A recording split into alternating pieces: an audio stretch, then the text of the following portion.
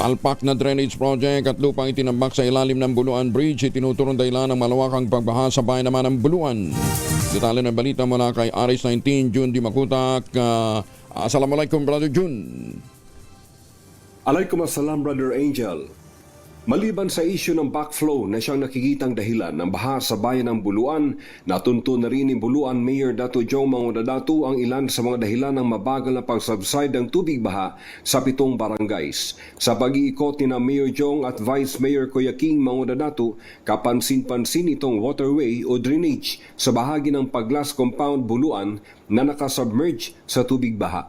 Ang ibig sabihin naman nito ay hindi gumagana ang naturang drainage project na ayon kay Mayor Dato Jong Mangudadatu ay wala di umanong ginawang coordination sa Municipal Mayor's Office ang kontraktor. Para kay Mayor Jong, sayang umano ang naturang project na basta lang inimplementa ng hindi umano pinag-isipan kung makakatulong ba sa flood control sa bayan ng Buluan. Samantala, nadiskubre rin ng Office of the Municipal Mayor at ng Vice Mayor's Office ang makitid na waterway sa ilalim ng Buluan Bridge dahil sa nilagyan ng tambak ng lupa na ginawang tuntungan ng backhoe sa paggawa ng Buluan Alternate Bridge. Ayon kay Vice Mayor King Mangudadatu, pinabayaan ito ng Jargon Construction na gumawa ng Buluan Alternate Bridge at hindi tinanggal na siyang dahilan ng mabilis sa pag-akyat ng tubig baha sa 7 barangay ng Buluan dahil sa makitid na water outlet ng Ilog Buluan.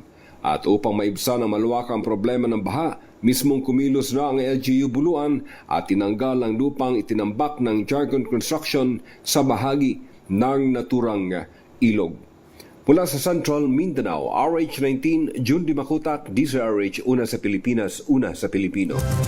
Maraming salamat June, Sukran.